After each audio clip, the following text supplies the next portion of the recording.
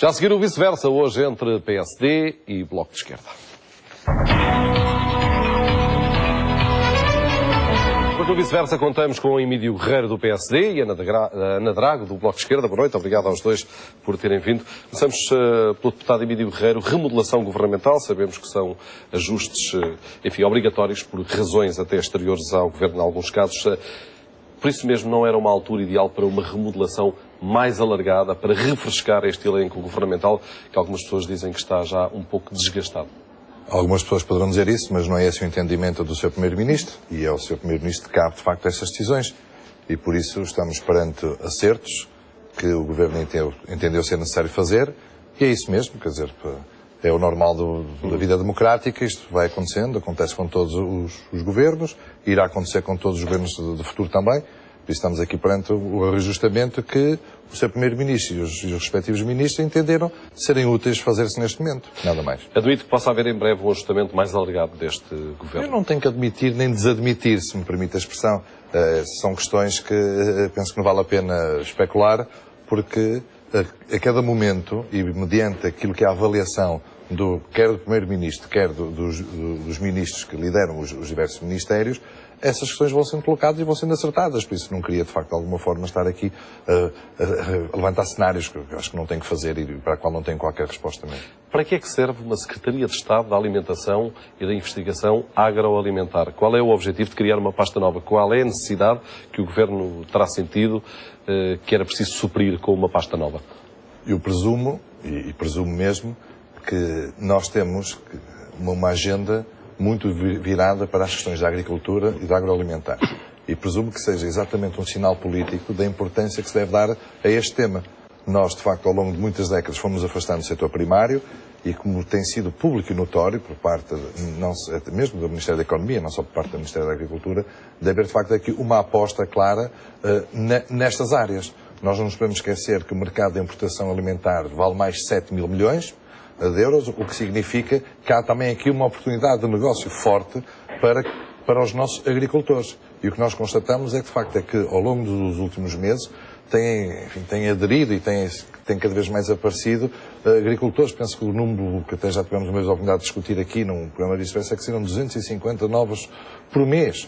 O que quer dizer, de facto, que há um movimento das pessoas, sobretudo mais dos jovens empreendedores nesta área, e penso que é uma resposta política para exatamente haver uma tutela na área da agroalimentar que de alguma forma possa... Curiosamente, este Governo juntou os assuntos da terra e do mar, podemos dizer assim, da agricultura, das pescas. A Assunção Cristas tem um ministério que toda a gente diz que é um super-ministério, é verdadeiramente mastodôntico. Temos o governo mais curto também. Ou assumimos que ela de facto é super competente, ou esta é uma pasta pesada para uma pessoa só. Não seria se calhar a altura de se começar a pensar em partir alguns ministérios para que sejam de facto mais eficazes, indo em contra aquilo que acaba também de dizer? Não, a pergunta é mesmo com outra roupagem e não deixa interessante. Mas dizer que é assim, nós não podemos pretender ter tudo. E a verdade é que havia uma necessidade absoluta de dar um sinal ao país também de que o próprio governo devia ser mais curto do que os anteriores. E se isso de alguma forma é elogiado, depois tem o reverso da medalha. Há uma concentração de mais pastas. Mas temos uma ministra que tem uma condição pessoal e que é da vida íntima, está grávida, não seria notícia se ela não fosse abandonar o governo. E é precisamente a titular da pasta mais pesada deste governo, ou das mais pesadas, que vai estar fora há algum tempo e que vai entregar essas pastas diretamente aos secretários de Estado. Eu penso que nós temos que ver de que forma o que é isso de estar fora da pasta durante o período. Estar fora é estar fora do gabinete, é estar, enfim, em vamos casa. Ver se será assim, a cumprir... será assim. Agora, o que eu acho é que isso não pode ser um handicap para uma pessoa que pertence a um governo. Quer dizer, nós não podemos estar a reclamar o direito à igualdade de género e depois porque temos uma senhora que ocupa determinadas funções e que vai ter um bebé... Mas aqui a questão é o peso do Ministério que vai ser abandonado mas com certeza que no seio do governo se irão a criar soluções específicas para durante o tempo, que é um tempo limitado, encontrar-se respostas a isso. Eu penso que seria errado nós partirmos do pressuposto. Se temos uma pessoa qualquer que está numa função, nesse caso que é ministra, por ter uma criança tem que ser do governo. Eu não Ana Drago, esse critério. Imagino que para o Bloco de Esquerda o ideal seria de facto o abandono do governo e não uma remodelação, mas seja como for, como é que olham para estes ajustes no Executivo? Digo isto porque é a posição oficial do partido, manifestada já várias vezes. É óbvio que aquilo que nós discutimos sobre os termos de governo é a política que tem lançado, esta política de enorme austeridade que tem de facto conduzido o país, quer dizer, aquela sensação de que quando tivemos eleições em 2011 estávamos à beira do abismo e veio o governo e demos um passo em frente e, portanto, tudo caiu por aí abaixo, a vida das pessoas, a capacidade económica, aquilo que é a nossa sustentação democrática em termos de direitos sociais e, portanto, são as políticas. Mas depois há pessoas e pessoas no governo.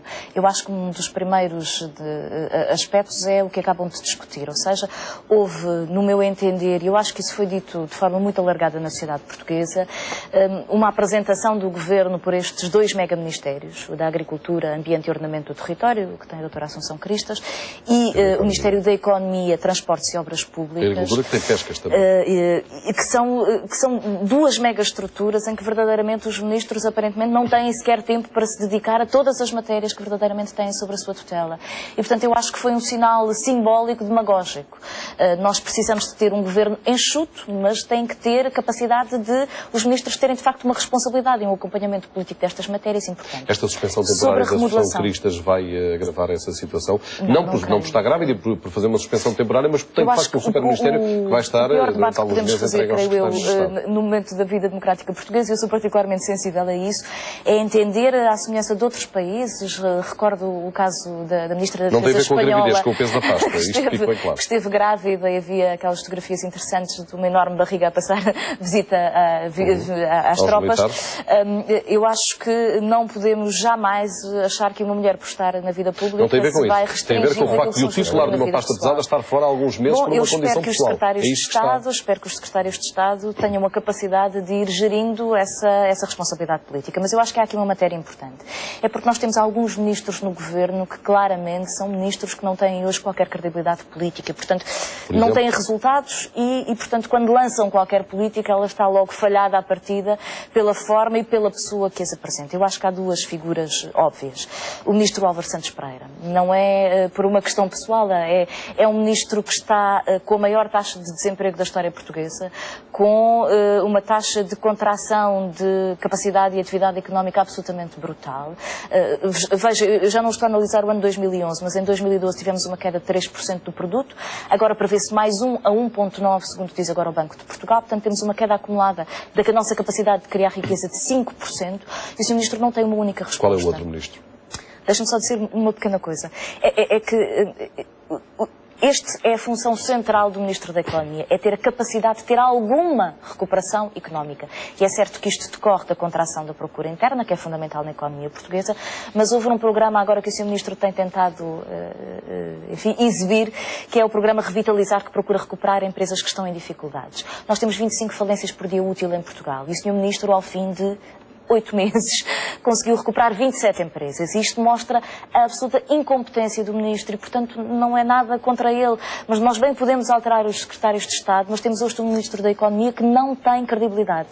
E depois o outro que eu acho que é óbvio que eu creio que hoje não é credível aos olhos de 90% dos portugueses, que é o Ministro Miguel Relvas. E, portanto, todos nós compreendemos que ele tem um enorme peso político. Vejo que retira o Ministro das Finanças dessa ponderação.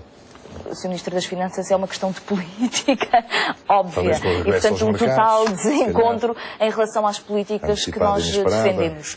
Agora, creio que estes dois ministros, o Ministro da Economia, que tem mostrado uma absoluta incapacidade perante as condições que o seu próprio governo tem criado, e o Ministro Relvas, que tem estado envolvido em todos os folhetins de dificuldades do governo, aparece o Ministro Miguel Relvas. Os programas que lançou, nomeadamente o Impulso Jovem, para criar emprego para os jovens, que são hoje um dos mais castigados pelas taxas de desemprego, é um absoluto falhanço. E, portanto, não há uma única medida, e hoje, se calhar, iremos discutir a questão da RTP, não há um único aspecto em que o Sr. Ministro consiga afirmar uma qualquer vontade política ou intenção da sociedade portuguesa.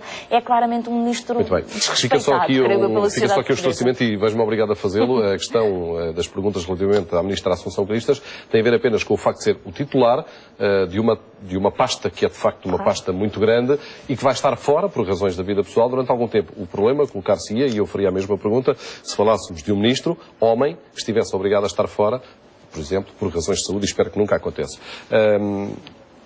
Emílio Guerreiro, a questão da situação no Partido Socialista. É mais difícil dialogar com um partido que está, nesta altura, em reorganização interna, sendo que nestes processos, normalmente, há uns braços de ferro também para fazer, para fazer músculo internamente. Gostaria só de contrapor um pouco aquilo que foi dito aqui relativamente a dois membros do Governo, E relativamente a Ministra Ana Pereira, penso que esta intervenção e este discurso da Ana Drago vem um pouco desatualizada, porque de facto se era esse muito o espírito que existia à volta da Álvaro Santos Pereira há um ano atrás, hoje em dia, e lendo, enfim, os jornais da especialidade e a opinião já de alguns players do setor económico, começa a não ser assim. Não começa a não ser assim porque de facto começa-se a perceber que se alterou as rendas, que as rendas energéticas, enfim, que se reduziram substancialmente, que há de facto um desidrato a médio e longo prazo, onde inclusivamente o novo quadro comunitário está todo dirigido para o setor da economia. Mesmo nas falências ficamos a saber que abrem mais empresas do que fecham, o que eu penso que também é um sinal interessante a reter. Miguel Relvas fez a reforma do poder local, fez a reforma do setor empresarial também do poder local, questões está também envolvido em vários determinantes, processos polémicos. sim, mas que são matérias de fundo e que são reformas importantíssimas que há muitos anos que se falava e que ninguém as fez. Já vamos a um deles, é por isso, a questão da RTP. Para já esta questão muito concreta, se é mais difícil dialogar com o partido que é o principal da oposição e que está em reorganização interna. Ele está em reorganização, tudo parece que sim, não é? A dificuldade que a maioria vai sentindo, e o PC vai sentindo de facto, é de encontrar no Partido Socialista aquilo que seria suposto encontrar e que os portugueses com certeza ansiavam, que era que o maior partido da oposição fosse um partido de responsável e credível. E ainda acrescendo a isso o facto de ter sido o partido que governou nos 6 anos anteriores, que teve que negociar um acordo com a Troika, que sabe perfeitamente o que assinou em maio de 2011 e que agora sistematicamente parece que se esquece daquilo que assinou. E por isso nós esperamos, muito sinceramente, que o Partido Socialista termine essa reorganização interna o mais rapidamente possível, mas que, sobretudo, mude de comportamento e que perceba que tem que ser um parceiro estável na cena política portuguesa. Porque senão, desta forma, nós não conseguimos, de facto, vencer os enormes desafios que temos pela frente. Ana Drago, esta convulsão no Partido Socialista tem influência na qualidade da oposição que o partido está a fazer nesta altura, sendo que está mais virado para dentro do que para fora nos últimos dias? Tem sido um aliado permanente do Bloco de Esquerda. Fazer a mesma coisa com o Emílio Guerreiro, eu senão depois não avançamos nos temas. O Dr. Emílio Guerreiro deve ter um tarifário da energia completamente diferente daquilo que eu tenho em casa ou qualquer empresário, porque até hoje esse corte nas rendas não se refletiu nas minhas contas da luz. Centenas de milhões de euros que o Governo pagava e que deixou de pagar. Eu não o interrompi. Falo com qualquer empresário. Nós hoje estamos à beira, ou seja, as empresas sustentaram esta contração daquilo que é a procura interna, o acréscimo de custos na energia, o acréscimo de custos nos impostos. Toda a gente, enfim, tentou e estão à beira de colapsar. E eu creio que esta é uma matéria em que deveria haver um entendimento nacional, ou seja, nós queremos crescimento, até porque não se paga a dívida sem crescimento. Sobre o Partido Socialista... Convulsão no PS versus qualidade da oposição. Eu devo lhe dizer que o Partido Socialista iniciou, aparentemente, pelo que lemos nos jornais, um período de debate interno, de reorientação daquilo que tem sido o seu papel e a sua política na oposição. Eu acho que deve ter, enfim, toda a liberdade de fazer. Os partidos democráticos são assim, discutem, as pessoas encontram-se, contrapõem e é assim que deve ser e, portanto, daremos esse espaço ao Partido Socialista para fazer como entender. O que eu creio que é fundamental discutir é, de facto, quais são os compromissos do Partido Socialista no que toca ao futuro. O Dr. António José Seguro tem pautado a sua liderança na oposição por esta ideia de que não se compromete com o governo, mas faz uma abstenção violenta, como ele disse várias vezes. Ou em determinados momentos, sobre política europeia, entendeu fazer um conjunto de compromissos, nomeadamente com a linha seguida pelo governo, que eu creio que são prejudiciais ao modelo social europeu. E, portanto, nós temos feito essa crítica. O que eu penso que hoje muitos militantes do Partido Socialista sentem é que a política que está em curso e o anúncio de 4 mil milhões de cortes, ou seja, nós já tivemos todos estes cortes que depauperaram o país, que cortaram direitos sociais, que agravaram condições de vida da família. Anunciar mais 4 mil milhões é levar o país para o buraco. E, portanto, eu creio que hoje se começa a perceber dentro do Partido Socialista, não sei se assim é, se não é, posso estar absolutamente enganada, que não é sustentável manter este governo, ou seja, entender que este governo terá um rumo para Portugal, além de que o governo tenciona avançar com um conjunto de matérias que estão muito para além da sua legitimidade. Esta ideia da reforma do Estado, de corte em direitos sociais, na educação, na saúde, na segurança social, cortes de 20% das pensões da Caixa Geral das Prestações... A chamada convergência à esquerda é mais fácil com António José Seguro ou com António Costa, na opinião do Bloco de Esquerda? Eu acho que isto não é uma questão de pessoas. Há sempre aspectos pessoais, idiosincrasias, isso é absolutamente natural. em várias natural. matérias. Nós tem sido sempre interessante. temos falado com o Partido Socialista no sentido de que é possível à esquerda criar uma convergência Com sobre José compromissos Sócrates falavam políticos. poucos e discutiam muito. Como sabe, o ex-primeiro-ministro José Sócrates aprovou 2 orçamentos com o PSD e decidiu negociá-los com o PSD. Portanto, as pessoas são de facto importantes também. Era nesse sentido a O minha Bloco pergunta. Central é uma realidade, não é uma ficção. E, portanto, se houver essa capacidade de criar compromissos sobre política, orientações políticas claras em relação à política portuguesa, eu creio que é uma possibilidade de articulação à esquerda. Mas não creio que isto dependa de um ou outro interlocutor. Isto depende de compromissos políticos. Emílio Guerreiro, a questão da RTP, o despedimento, de qualquer forma, coletivo ou não deve ser o último recurso em qualquer empresa em Portugal. Eu penso que foi exatamente isso que o Sr. Presidente do Conselho de Administração disse na entrevista que deu ontem. Foi claro agora. Portanto, vão ser tentadas todas as possibilidades antes de avançar para qualquer despedimento da RTP. É esse o objetivo do sou governo. administrador da RTP. Mas conhece certamente Ouvi a entrevista com atenção e sei uma coisa também. É de que a reestruturação tem que ser feita. Ou seja, sei que, mantendo-se o objetivo da privatização de um dos canais, como consta quer do programa eleitoral, quer do programa de governo, eu compreendo que este não é o momento económico para avançar isto. Agora, não tenho dúvidas nenhumas de que é preciso fazer algo. E é o momento para recorrer à banca para ir buscar 42 milhões de euros para este processo de reestruturação. Não é acrescentar dívida à dívida? Se for para reestruturar, não. Se for para depois a estrutura de custos e de operação Absorver esses custos. Exatamente, for menor, rapidamente se absorve esse investimento. Porque todos os processos de reestruturação custam dinheiro. Não há nenhum que não custe dinheiro. Mas não lhe parece que o este objetivo a processo da médio e longo RTP prazo- está demasiado confuso há muito tempo, sem um rumo, um objetivo definido? Toda a gente fala sobre a RTP, toda a gente diz coisas eu acho que há diferentes. muito ruído em torno disto, isso é um facto, mas não me parece que do ponto de vista daquilo que é a decisão tenha passado por tanta turbulência quanto isso. Objetivamente, o mercado é o que é. E neste momento, se o Governo quiser privatizar, como pretendia, um dos canais, não vai fazer um mau negócio. Vai fazer um mau negócio O Bloco com de um mau negócio Esquerda, com que era obviamente o Presidente do Conselho de Administração da RTP no Parlamento, disse-o hoje ao lado dos outros partidos da oposição. Que perguntas é que tem para fazer objetivamente a Alberto da Ponte? Primeiro eu queria dizer que é verdade que a RTP tem estado no centro de um furacão, mas o mérito é todo do Governo. O Governo já falou em privatizações, em concessões, em extinção de um dos canais, agora fala de uma reestruturação. Mas, espremido bem o que é que tem sido a apresentação desta reestruturação, é uma coisa muito simples. Despedimento de trabalhadores e recorrer à banca, endividar-se mais. Ora, eu acho que isto claramente não é um programa de reestruturação da RTP. Eu acho que aquilo que faltou sempre no debate sobre a questão da RTP, primeiro é uma comparação com o que são outras televisões e outros canais de serviço público na Europa. E todos nós, quando fazemos esse estudo, descobrimos que, afinal, em comparação, não em termos absolutos, porque em termos absolutos seria muito menos, mas em termos comparativos de volume de riqueza, e, portanto, em comparação de PIB, nós gastamos menos com o serviço público de televisão em Portugal do que gastam outros parceiros europeus. E, portanto, não há um problema de gastos excessivos na RTP. Portugal está numa situação complicada e, portanto, nós temos que olhar para a RTP, mas temos que conhecer a RTP.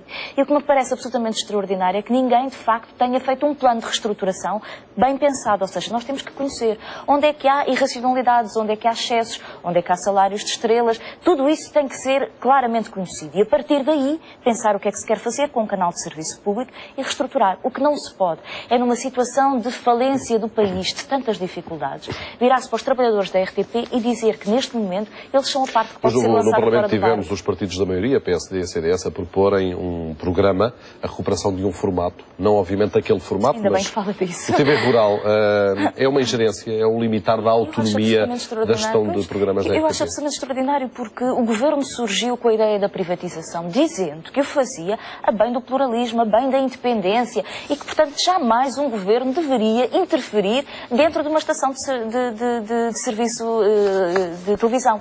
E, portanto, era essa a ideia que levava à privatização. Pois agora aparece no Parlamento esta proposta que tem, enfim, inspiração do CDS, é uma espécie de TV Lavoura, agora reeditada com outro engenheiro, a propor mexer dentro da grelha de programas da RTP. Eu devo dizer, eu já vi muitas histórias de pressões de vários ministros sobre a RTP. O que eu nunca tinha visto era a Assembleia da República deliberar sobre a grelha de programas da RTP. Emílio Guerreiro, isto não é uma ingerência direta na autonomia Eu já de respondi programação da RTP, tendo em conta que propõe um conteúdo específico, até com características muito específicas, e chama-lhe TV Rural, que era o programa do engenheiro Sousa Veloso. Eu já respondi da RTP, isso. que durou muitos anos. Eu respondi isso, mas gostaria de dizer que, Temos muito pouco. no meu entendimento, 540 milhões de euros por ano é, de facto, muito dinheiro para o país e para a situação que ele vive. E Pois foi tem que isto, deixar responder a e foi isto, isto porque que não é a RTP verdade. custou. entre a operação e o serviço da dívida. Mas como Somando as sabe, duas sabe, coisas. o serviço da dívida não entra nestas Foi muito contas. avultado este... mas é pago. Depois É deixa-me muito explicar. inferior. Mas é Deixa-me pago. explicar. São 540 milhões de euros que foram pagos no ano. E a culpa não é dos profissionais que cá estão. Não foram pagos neste ano, mas não, não são esses Deixa-me dizer. os números Deixa-me dizer. E eu acho operacionais importante da que se discuta FTP o plano de anuais. recuperação. Agora, nós temos, e noto a ansiedade e a pressa dos partidos A da dívida não é oposição despesa, em já chamar o Presidente do Conselho de Administração para discutir uma coisa que ainda vai estar a ser feita e vai ser apresentada, e em primeira instância, e bem, junto dos quadros da empresa. Porque é assim que se faz os planos de recuperação e é assim que se faz a gestão da empresa, seja televisão ou fora. E por isso há que esperar e perceber, porque o plano de recuperação, o plano de estruturação, é aquilo que está a ser feito, é aquilo que vai ser apresentado. Ana Drago já vai ter a oportunidade de rebater esses números. Para já a questão do TV Rural não é uma ingerência direta na autonomia Eu da acho FTP, que eu vejo por um as coisas- programa com características específicas. Eu vejo as coisas da seguinte forma. Nós, no próximo ano, vamos ter a possibilidade, e vai estar a concurso, a concessão do serviço público. E eu acho que isto tem que ser enquadrado aí, ou seja... É já no próximo ano? É em 2000, exatamente. E acho que nesse espírito, ou seja, dentro daquilo que é o âmbito do serviço público, penso que incluirmos um tema importante para a sociedade portuguesa, pelas razões que eu ainda há pouco eu dizia, que têm a ver com as questões alimentares e agrícolas, penso que neste quadro não me choca. Ana Drago, muito rapidamente, temos de facto pouco tempo. Muito rapidamente, a questão dos 540 milhões de euros este ano deve-se a uma amortização da dívida, do serviço da Que não é dívida. despesa e não são resultados operacionais. E que foi concentrada neste ano por um plano que foi feito há muito tempo por um ministro seu, Moraes Sarmento, na altura em que se seguiu, depois de se ter eliminado a taxa de audiovisual e foi reposta, e portanto este ano seria sempre um ano pesado. Agora aquilo que se percebe na estratégia do Governo é esta Mas ideia a operação de também custa 240 desorçamentar milhões. aquilo que são as responsabilidades no Estado no que toca ao serviço público, para depois conduzir ao endividamento, para depois dizer estas empresas são insustentáveis por causa do serviço da dívida, que será sempre pago pelos contribuintes, porque nós vamos pagar este endividamento e as taxas de juros ao banco, quando não metemos o dinheiro pelo orçamento, e depois fazer a privatização, dizendo, bom, meus senhores, isto é insustentável, temos que passar isto ao privado. E, portanto, esta estratégia está a ser seguida para vários setores, nos transportes. Mas essa estratégia é assumida, é verdade, e foi assumida eles degradam perante o os serviço eleitores. público, endividam as Não. empresas A estratégia públicas e depois dizem, há aqui um privatização. problema de dívida, porque Uma o coisa é a Estado não estratégia cumpre. privatização, E o outra Estado coisa não é cumpre, essa porque nuance que desorçamenta, pretende dar. mesmo quando esse orçamento é abaixo dos nossos parceiros europeus. Ana Drago, não há nenhum país que não Emílio tenha Guerreiro, uma Ana visão da Drago, Europa entende que- democrática Boa e noite, desenvolvida. obrigado por terem participado em mais um. Milhões, Não, isso foi o seu diferença. governo que decidiu. Uma Foi diferença. Moraes É Sarmento. fatura.